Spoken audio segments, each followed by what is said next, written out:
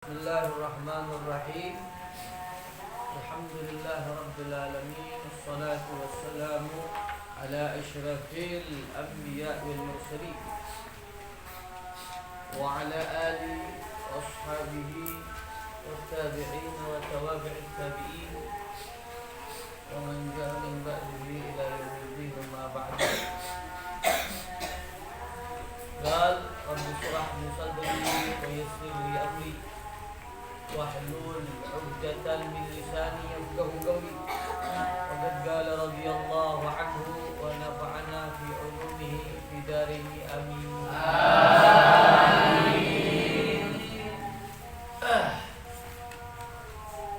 Ta'dhimil qala al-musannif radhiyallahu anhu ta'dhimil ilm wa ahli.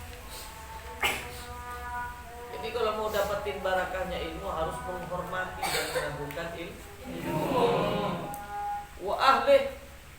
Kenapa? Orang yang mempunyai ilmu. Dari ustaz, ya, guru ngaji, ustaz, sehingga kiai kita di pesantren. Maka hati-hati. Kebanyakan daripada orang yang tidak mendapatkan barakahnya ilmu karena tidak menghormati guru kita dilanggar, ustaz, ya. Guru kita di yayasan merupakan seperti madrasah. Guru kita di majalis. Guru kita di pesantren yaitu guru kita kiai di. Hati-hati. Dan kadang-kala banyak orang-orang yang sudah mondok nantinya lupa over. Mentang-mentang sudah punya, masuk ke pesantren besar terkenal, kiainya legendaris terkenal, mondok di sana, pulang tak menghargai guru. Hati-hati, fantabih. Maka berhati-hati bagi orang-orang yang tidak menghargai, tidak menghormati, dan tidak mengagungkan gurunya, maka dia mustahil untuk mendapatkan rohnya ilmu. Kalau seseorang sudah tidak mendapatkan rohnya ilmu, ilmu yang dia dapatkan setinggi apapun, selebar apapun, sebanyak apapun wawasannya di dalam agama, tidak akan manfaat. Dan kalau ilmu sudah tidak manfaat, tidak ada gunanya. Tidak ada gunanya. Sedangkan ilmu adalah apa? Tujuannya apa ilmu? Untuk mendapatkan manfaatnya ilmu. Allahumma sholli ala Muhammad. Jadi makanya dulu itu para pencari ilmu, ya, dulu mereka yang mencari ilmu, yang mencari ilmu, belajar dari mengaji tingkatan paling bawah dari langgar sehingga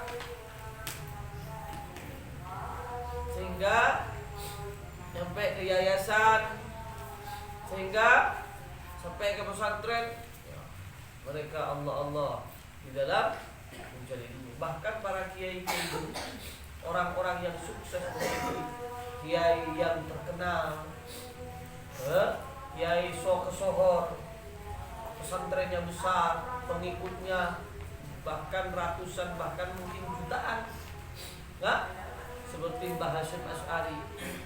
Apabila kita melihat rekam jejaknya, ya, ataupun sejarahnya, biografi tatkala beliau menyantri, ternyata beliau ini adalah beliau ini adalah pecinta seorang guru, ya, pecinta seorang guru, hormat dan tak. Min alamatil murid sadiq an-najih al-fa'al al-falah, qal an yugaddir bi syai'i bi ta'dhimi bi kulliyah. Dari alamatnya seorang santri, seorang murid ataupun anak didik, orang yang mencari ilmu, mereka alamatnya orang yang bakal jadi sukses kelak nanti apabila sudah pulang ke masyarakat. Mereka betul-betul mengagungkan dan meninggikan derajatnya guru, mencintai, menghormati, mengagungkan. Kenapa? Karena guru inilah yang akan menyampaikan kita kepada Allah. Makanya sekarang tuh miskin dengan akhlak, ataupun dengan bahasa yang lebih terkenal, krisis moral. Karena tidak sedikit dari kita tidak menghormati gurunya, tidak mencintai gurunya, tidak mengagungkan gurunya.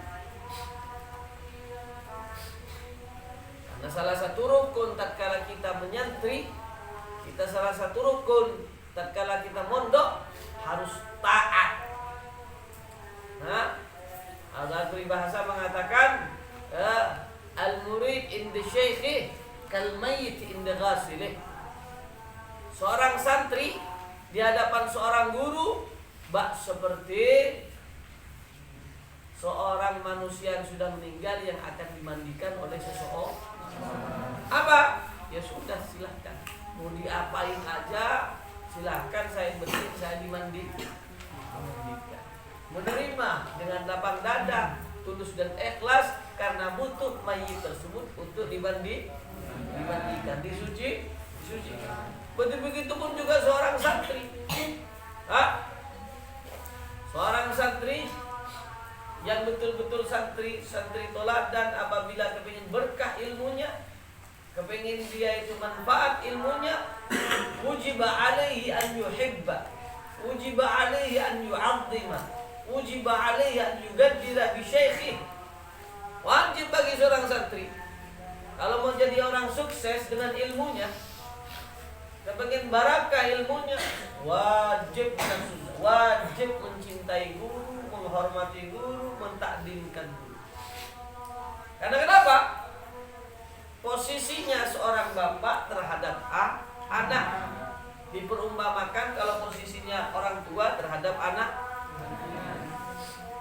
seorang umat terhadap, seorang makhluk terhadap sang khaliq. Kalau guru adalah posisinya di hadapan santri. Begitu. Di dalam hadis sudah diterangkan bagaimana di dalam salah satu hadis di Arba'in An-Nawawi, salah satu kitab yang dikarang oleh Imam An-Nawawi. Di dalam satu kitab itu datang pada kami seorang pemuda bayadus thawbi wa sawadus sya'r. Jadi betul dia itu hitam rambutnya, bergemilau, putih bersih, ka'annahu la athar fis safar. Sesungguhnya seakan-akan dia itu tidak ada dia dari menempuh perjalanan jauh. Jadi bersih kan, ya, bersih kali. Jadi kalau di negara di Jazirah Arab itu tidak bisa keluar sedikit aja, pasti kena berdebu, muka agak kotor, baju agak kotor. Kenapa? Karena di sana padang sahara berdebu, tandus, ya, tanah tandus kering. Tapi ini kalau dibilang orang jauh dia bersih bajunya, mukanya masih bersih. Tapi di antara kami orang desa tidak ada kenal sama satu orang nih. Setelah itu duduk, langsung datang dan duduk kepada Rasulullah. Wa jalasa ala faqih wa jalasa ma baina fakhidaihi, dan duduk di bersebelahan, langsung ngadep-ngadepan kepada Rasulullah. Wada'a fakhidaihi wa wada'a yadayhi ala fakhidaihi, dan meletakkan kakinya, tangannya kepada pahanya. Jadi gini, ngadep-ngadepan bersipuh. Nah, ini menunjukkan bahwasanya bersipuh hormatnya, takzimnya, bersipuh di hadapan. Dan hadis yang sangat panjang bertanya masalah ilmu ini. Artinya di sini ini menunjukkan begini caranya proses belajar mengajar. Secara tidak langsung diajarkan, kalau kamu ngaji sama seorang guru harus ada akhlaknya. Intinya apabila kita mau berkahnya ilmu, wajib hormat terhadap ilmu dan orang yang mengajarkan ilmu. Sekarang mau barakah gimana? Makanya orang-orang dulu, para kiai-kiai jadi. Kenapa? Karena hormatnya, karena cintanya, karena taatnya kepada gurunya melebihi segala-galanya. Sehingga apa? Terlahirlah berupa sebuah ilmu yang tatkala sudah berkah berarti ada ruhnya. Tatkala ada ruhnya berarti hidup. Ilmunya tersebut apabila hidup mampu mengarahkan manusia menjadi lebih baik lagi. Dengan mengamalkan ilmu tersebut maka akan sampai kepada Allah. Nah, sekarang mau jadi manfaat gimana? Orang kadang-kala kita gil adab ma'asyuyukh. Galilul adab artinya kurang ajar sama gurunya. Dulu jangankan ada kretek. Apa kretek itu? Ada perasaan yang tidak enak. Jangankan ngomong, perasaan tidak enak pun terhadap seorang guru bertanya kenapa. Itu akan menghalangi seorang santri untuk mendapatkan berkah dan akan melenyapkan berkah itu selama 70 tahun. Jangankan kamu ngomong sama guru, apalagi di akhir-akhir zaman ini tidak sedikit dari kita kadang suudzon sama guru, kadang ngomongin seorang guru. Ini ya. Mau dapat berkah dari mana? Orang dulu aja mau keretak, punya pikiran, kok abah, seumpamanya kalian, kok abah gitu, ini tidak berani. Kenapa? Canggolan, kurang ajar ya, seperti itu. Kita punya firasat tidak baik terhadap guru aja, itu dapat membatalkan keberkahan mujahadahnya kita selama 70 tahun. Apalagi terjadi sesuatu kekurangan ajaran, ketidakbaikan dari tutur sapa dan tingkah laku dari santri. Maka ini sangat ironis dan juga tidak akan pernah masuk akal seorang santri tersebut akan mendapatkan berkah. Tatkala sudah ilmunya tidak ada keberkahan, maka ilmunya tersebut tidak hidup. Tatkala sudah mati ilmunya tersebut, maka ilmu tersebut tidak bisa mengarahkan seorang santri menjadi orang yang lebih baik lagi. Gimana jadinya? Punya ilmu dia, hadis bukan cuma ratusan bahkan ribuan. Dalam tafsir dia paham, di dalam ilmu alat dia pintar, berdebat tidak pernah kalah. Tapi gimana? Tutur sapa dan tingkah lakunya tambah buruk, tambah jelek. Dengan ilmu bukan tambah berunduk, malah tambah dangak, tambah sombong, tambah congkak, tambah jauh dari Allah Ta'ala. Berarti sudah beda, sudah lain dari visi-misi. Ilmu visi-misinya merubah manusia menjadi lebih baik lagi. Kok bisa ini? Dengan ilmu kok tambah ada aturan mulutnya, ada aturan matanya, ada aturan lidahnya, ada aturan kupingnya. Terlahirkan dengan ilmu itu malah sifat jelek, iri hati, hasud, dengki, congkak, sombong dan lain-lain. Kenapa? Karena ilmunya tidak barang. Sedangkan visinya ilmu menjadi orang yang lebih baik lagi. Dengan makan minum kita terbebaskan dari sifat dahaga dan lapar. Dengan ilmu pun juga kita berubah dari tutur sapa dan tingkah laku. Loh kok ini bisa? Ada orang yang punya ilmu, ada yang alim dari segala fannul ilm, tapi bukan tambah merunduk, malah tambah congkak. Merasa dirinya lebih hebat dengan ilmu. Hati-hati, hati-hati. Orang yang congkak dan orang yang sombong, itu tidak ada tempat yang paling pantas, hanyalah neraka. Dan tidak adalah tempat yang paling pantas bagi orang yang tawadhu. Merunduk secara kasat mata, tawadhu secara ruhani, dia merasa hina, merasa busuk, merasa jelek, merasa kurang selalu. Maka tidak ada tempat bagi seorang tersebut kecuali surga Allah Ta'ala. Siapa? Mereka para anbiya, para sholihin, para asfiya. Mereka-mereka yang congkak, yang sombong, merasa sudah mempunyai kelebihan, entah dari pangkat dan ketunjukan. Congkak sombong misalnya Ya, congkak sombong karena dianugerahi pangkat. Ya, jadi misalnya jadi presiden merasa hebat. Dia jadi bupati merasa hebat. Dia punya DPRD pusat jadi hebat. Bisa apa dia kerjain? Congkak dengan sombong. Ataupun merasa apa? Sombong dengan dunianya. Ya, sombong dengan dunianya. Hati-hati. Lama kana ada yatagaddam alaina haula yatafakharun bima yamlik. Gal wa ma nazala alaihi bimakan illa nar. Sudah banyak sebelum pendahulu-pendahulu kita, mereka-mereka yang congkak, yang sombong dengan sesuatu yang dimilikinya. Kecuali tempat mereka hanyalah neraka. Allahumma shalli ala Muhammad. Mereka yang congkak dengan dunianya, korun. Kemana akhir hayatnya? Di mana tempat mereka? Mana tempatnya korun? Neraka. Nah, neraka jahanam al-wail. Yang merasa hebat dengan pangkat dan kedudukan dan kekuasaannya. Manhum? Fir'aun. Gagah sampai dia merasa dia itu melebihi dari segala-galanya. Hingga Fir'aun ini mengaku bahwa dia adalah Allah, Sang Maha Pencipta, Sang Maha Pencipta segala-galanya. Sehingga bagaimana? Di mana tempatnya Fir'aun? Pelabuhan terakhir di mana? Di Fir'aun, di Wel, neraka Wel, Jahannam. Nerakanya Allah Ta'ala yang paling pedih, tingkatan yang level dewa, level paling tinggi, neraka Wel.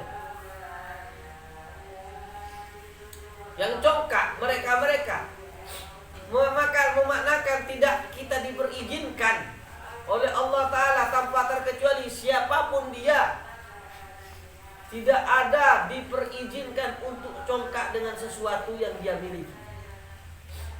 Makanya al-kibr ridai, wa man akhadha ridai faqad naza'a minni. Sombong itu yang pantas cuma saya, katanya Allah. Yang berhak untuk memiliki sifat sombong hanyalah Allah. Sombong itu adalah sorbanku, hiasanku. Barang siapa yang mengambil sorbanku, barang siapa yang memakai sorbanku, dia sudah mengambil sorbanku. Artinya, secara tidak langsung seseorang yang sudah mempunyai sifat congkak, sombong, entah karena dunianya, entah karena pangkatnya, ataupun juga entah karena sesuatu dari apapun. Congkak dengan apa? Dunia. Congkak dengan apa? Dengan pangkat.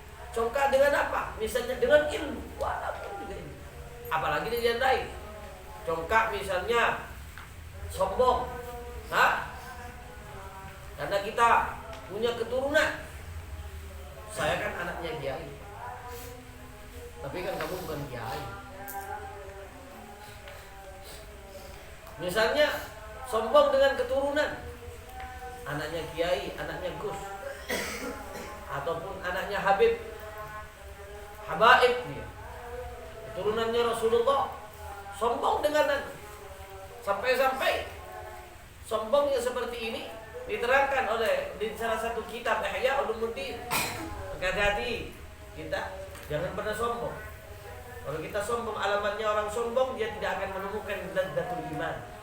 Siapapun tanpa kecuali.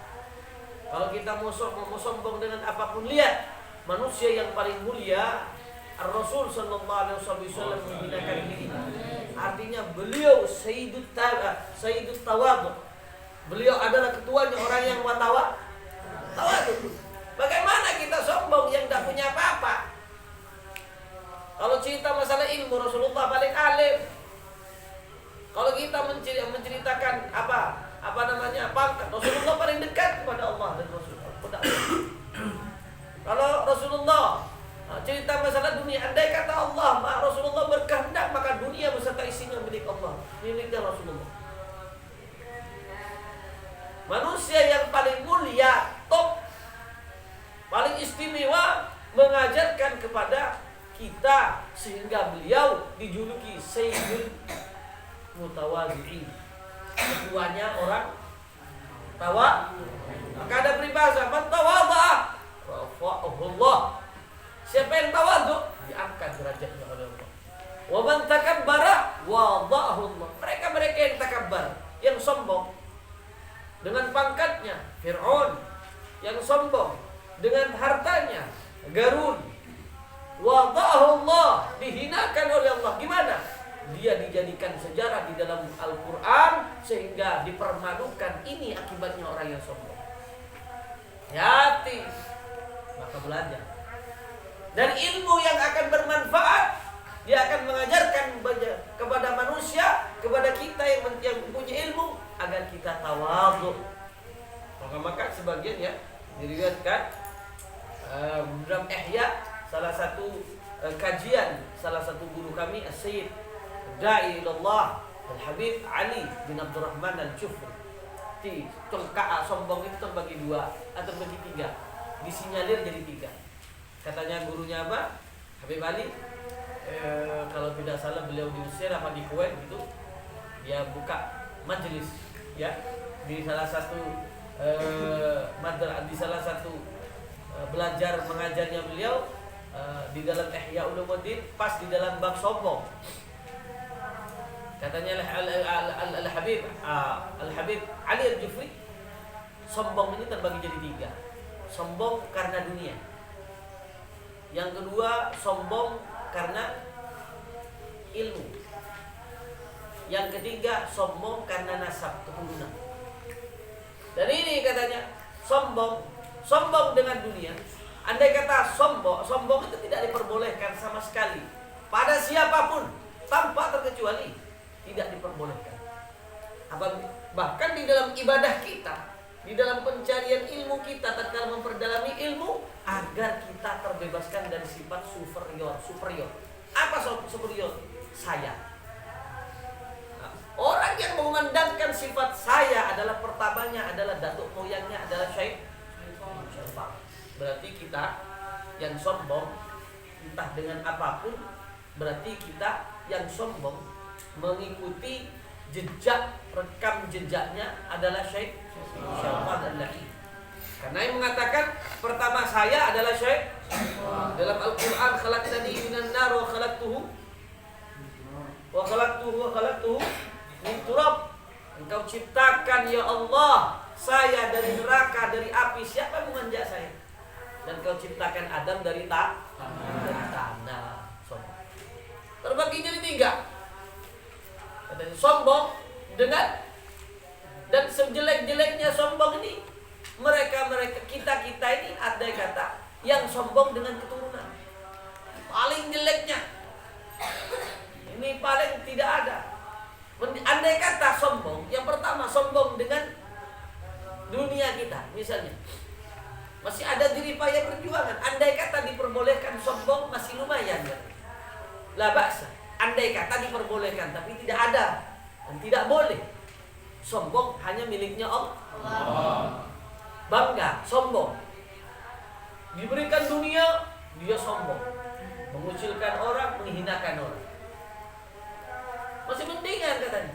Kenapa? Ini masih mendingan. Sombong dengan dunia dia memang amalkan. Dia sedekahkan, dia bangun masjid, dia bangun madrasah, ataupun disedekahkan orang fakir miskin, dimanfaatkan, mendingan katanya. Tapi itu tidak boleh. Istilah kata tahap-tahapnya. Andai kata loh, bukan diperbolehkan. Andai kata sombong diperbolehkan, masih katanya sombong terbagi jadi tiga. Andai kata orang itu diperbolehkan untuk menyombongkan diri, masih mendingan katanya. Sombong dengan sedekah kita. Kita diberikan dunia yang sangat banyak, berlimpah ruah, bergelimang dengan harta, kita sedekahkan, kita buat jalan, kita buat masjid kita. Inilah bahas katanya. Mendingan sombong dengan dunia kita. Kenapa? Kita infakkan, kita sedekahkan. Masih ada jerih payah perjuangan. Masih ada untuk yang sombongkan. Kenapa? Ana sombong dengan duit ana sedekah. Lihat tuh masjid siapa yang bangun? Ada. Tuh lihat jalan tuh yang baikin siapa? Ana. Orang yang ngaji-ngaji semua itu, yang menanggung makannya, minumnya anak. Mendingan katanya. Apa? Karena masih ada jerih payah berjuang. Yang kedua, jerih payah dengan ilmu. Andai kata juga boleh menyombongkan diri dengan ilmu, masih mendingan. Kenapa katanya? Masih dari pertama tidak gampang membalikkan telapak tangan, dia sombong dengan ilmunya. Kenapa? Masih dari pertama dia bodoh, berjuang siang dan malam, hafalkan, belajar, mengajar, terus dia malam siang terus belajar. Masih ada jerih payah perjuangan. Ya untuk ditunjukin sombongnya apa? Iya, anak dapetin ilmu bukan gampang, ye. Anak dapetin ilmu ya akhi, bukan gampang. 11, 12, 10, 20 tahun anak belajar, baru anak bisa baca kitab.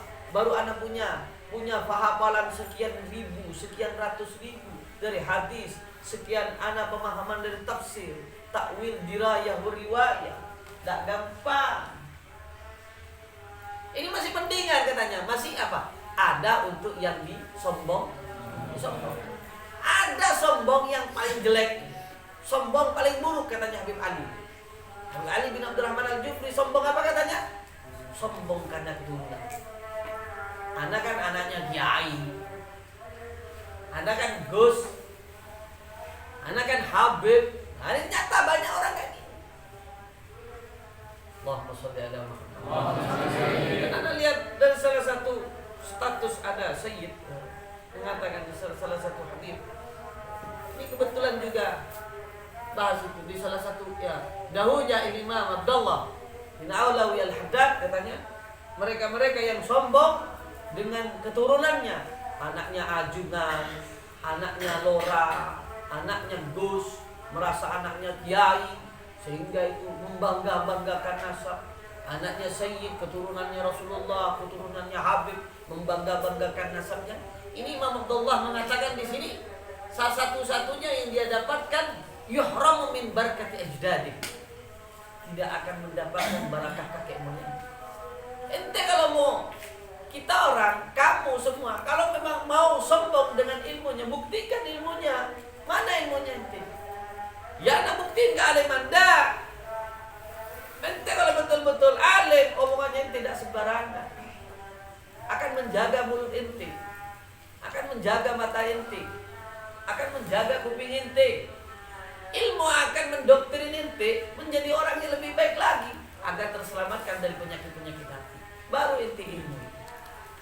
Berarti ente kalau masih bergelimang dengan kecongkaan, kesombongan, tidak menjaga mata, tidak menjaga mulut, maka ente bahlul, bodoh ente. Berarti ilmunya tidak manfaat. Kalau ente merasa, ente istilah kata bangga dengan amal ibadah ente, buktikan ente sodakoh. Gimana? Nafak daripada sodakohnya ente dapat merendahkan hati ente. Alhamdulillah, anda diberikan rezeki lumayan. Anak mau bagi-bagi sama orang, agar ilmu agar sedekah apa rezeki yang anda dapetin bermanfaat. Tapi sudah, Allahumma sholli ala Muhammad. Begitu. Makanya, tatkala orang kata 3 kriteria ini sombong, ini adalah sombong yang paling dominan besar. Dan itu terjadi di lapangan ataupun kehidupan keseharian. Wantabih, maka hati-hati. Salimna wa iyyakum minal bid'ah. Amin. Allahumma amin. Semua perlu diketahui visi misi segala amal kebajikan yang kita kerjakan hanya satu. Tujuan apa? Agar kita tahu diri dari kita pertama diciptakan sampai akhirnya kita menghadap Allah Ta'ala hanya cuma satu. Kita dianjurkan, diarahkan untuk beribadah, berzikir, berpuasa, bersolawat.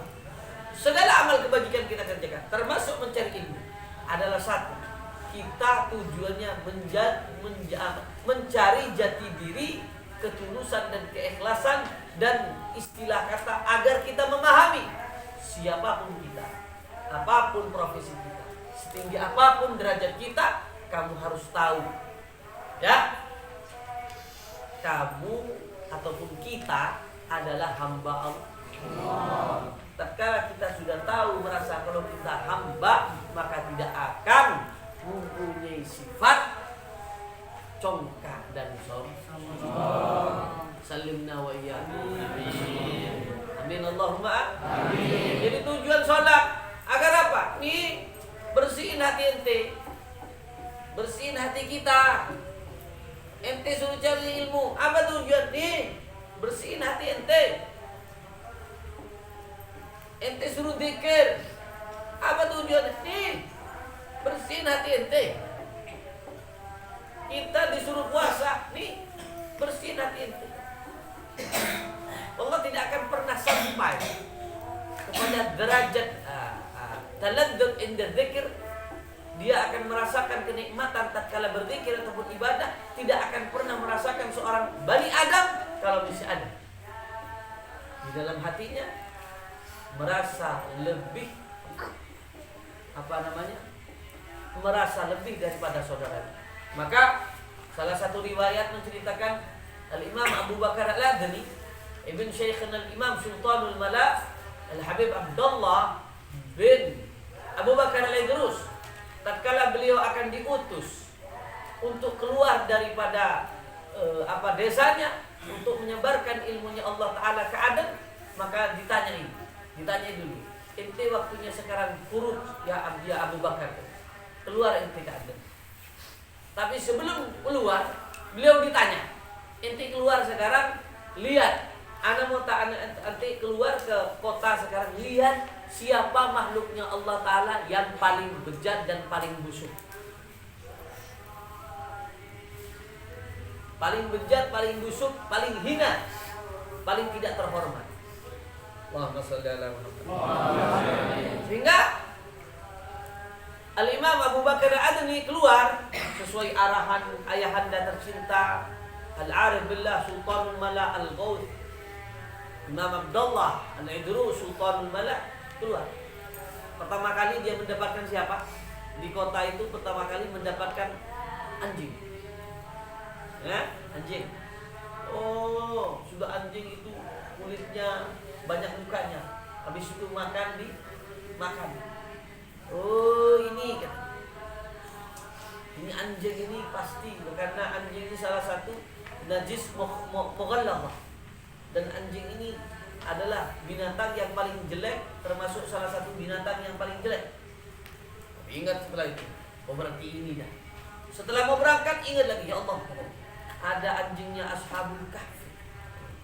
Anjing ini selamat sehingga masuk ke surganya Allah.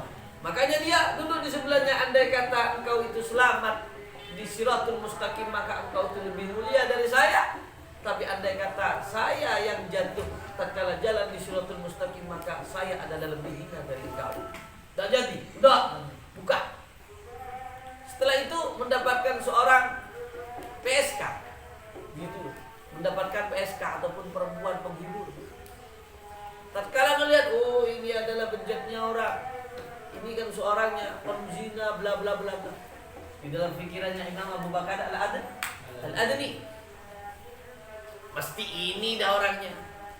Tatkala dia mau beranjak ingat lagi, ya Allah, dia betul-betul memang maksiat. Tapi andai kata kalau dia bertobat, diberikan hidayah oleh Allah Ta'ala, bisa aja ini lebih mulia dari anak.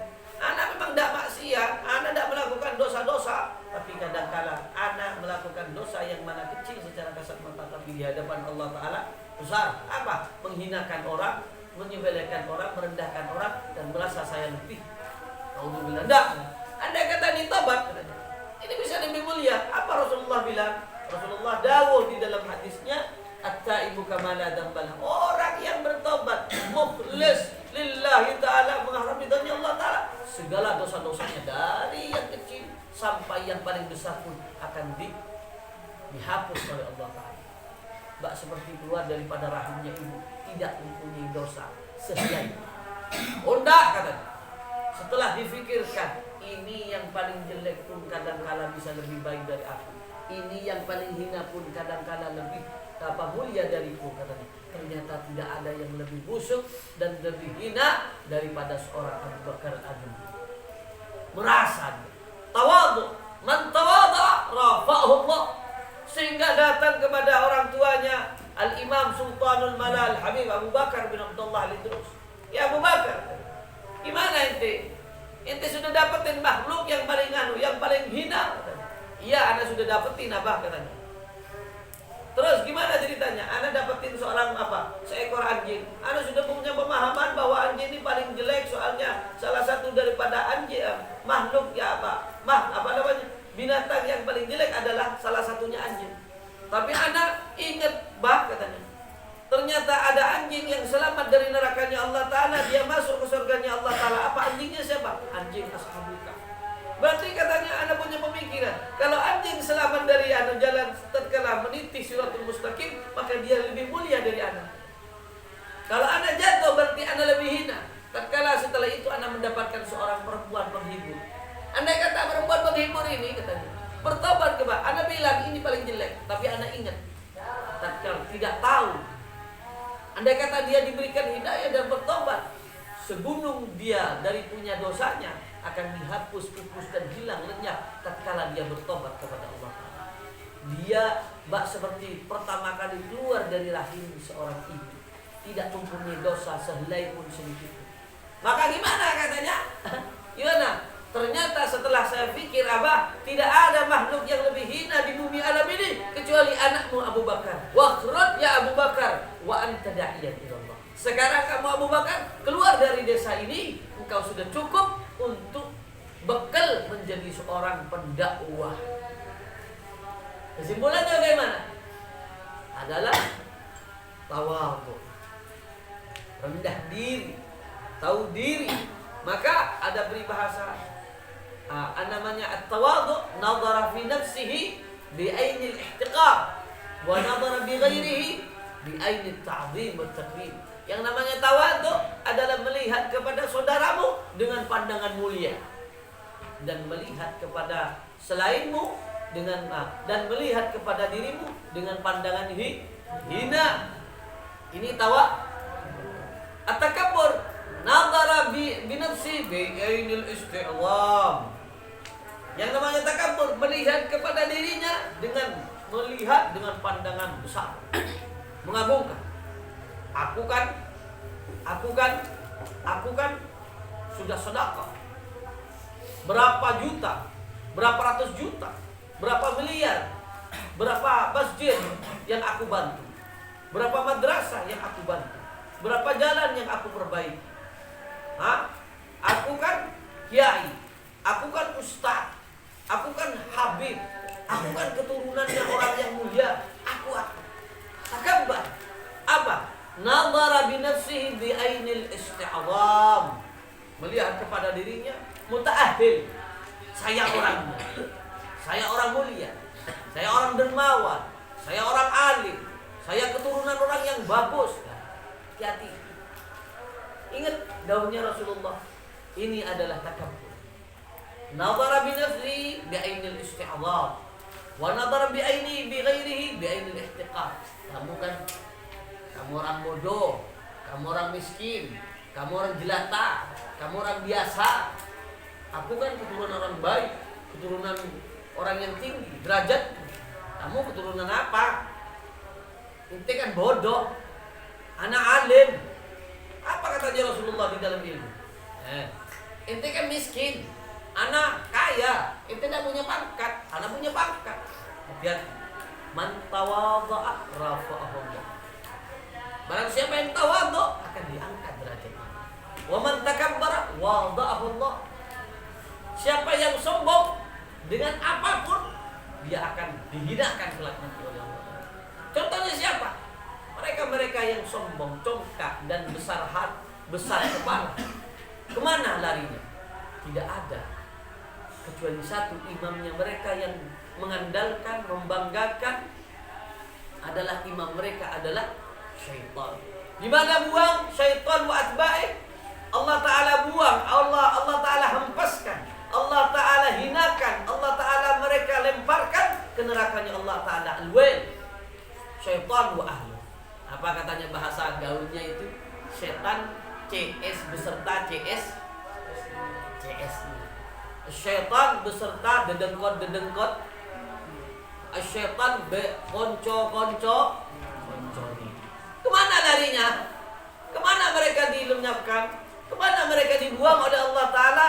Al-la'in wa ahlu wa atba'u kullu, semua dibuang ke neraka Allah. Mereka man tawadha rafa Allah, man imamuhu, siapa imamnya ahli tawadhu? Kebanggaan kita, Nabi kita Muhammad. Allahumma salli ala sayyidina Muhammad. Mereka turunkan Sayyidul Mutawadhi'in, Rasulullah menurunkan Abu Bakar, Umar, Uthman, Ali wa ashabu, diturunkan kepada duryah-duryahnya beliau Ahlul Kisah, Ali, Sayyidatuna Fatimah, turun kepada Al-Hasan wal Husain, turun kepada mereka Ali Zainal Abidin, Muhammad al-Baqir, Ja'far as-Sadiq, terus ke bawah sehingga kepada guru-guru kita bersama. Semoga kita diselamatkan oleh Allah dari ilmu yang kita dapatkan. Ayo, kamu tahu rasanya nikmatnya air minum, kamu biar gak lapar makan. Agar kita terbebaskan, ayo kita belajar dari sekarang. Kenapa? Katanya Allah Rasul, tawadha rafa Allah, takabbar wada Allah. Karena sifat kibir ini ataupun sifat sombong pantasnya hanya dimiliki oleh Allah. Lainnya tidak diperizinkan, tidak diperbolehkan, gatta sama sekali. Jangan kita, orang yang paling dekat kepada Allah dan Rasulnya adalah kekasihnya Allah dan Rasulnya Nabi Muhammad, tidak diperbolehkan. Apalagi kita. Allahumma shalli ala Muhammad wa sallimna wa iyyakum insyaallah. Semoga kita belajar dari sekarang. Apabila kita mau diangkat derajatnya, apabila kita mau jadi orang yang mulia, apabila kita mau mendekat kepada Allah Ta'ala dan kita diterima oleh Allah Ta'ala dan diakui oleh Nabi Muhammad, ayo kita belajar dari sekarang. Jangan kita sombong. Nafa'ana wa iyyakum. Dengan ilmu tersebut, ilmu ini kalau bila kesimpulannya, ilmu yang bermanfaat akan menghalangi dan akan mengobati daripada segala malah penyakit berupa penyakit hati, zahir dan batin. Otomatis ilmu bisa mengobati apabila ilmunya hidup. Mau ilmunya hidup harus ada rohnya. Apabila kepengin ada rohnya berarti harus belajar. Apabila kepengin belajar biar dapat manfaat ilmunya, harus dan wajib menghormati ilmu dan mengagungkan yang mengajarkan ilmu. Paham semua? Jadi kalau kepengin barakah ilmunya, kalau kepengin mendapatkan barakah sir di dalam ilmu, hati-hati, hormati ilmunya dan cintai dan banggakan dan agungkan orang yang mengajar ilmu. Kenapa? Jejak rekam daripada para a'immatul akabir mendapatkan ilmu, dengan ilmu menjadi orang yang sukses di akhirat karena mendapatkan ilmu. Ilmu tersebut bisa karena mendapatkan barokahnya seorang guru. Wa iyyakum bihadits arafna wa iyyakum bihadits ta'rif. Insyaallah ya rabbi syafi'in nabi Muhammad sallallahu alaihi wasallam.